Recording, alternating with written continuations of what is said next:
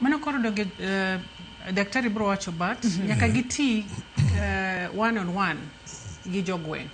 En gima hero mane baba nokelo devolution the constitution. Mane gima ber motimre ne Kenya nikech koro gik moko ok timre only at the national level.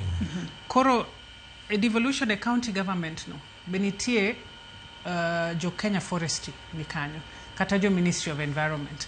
Koro gima giluongo jogweng to giwacho ni mae kaka onego bed ni watimo. Koro ging'iyo surrounding areas magi yien mwantiego.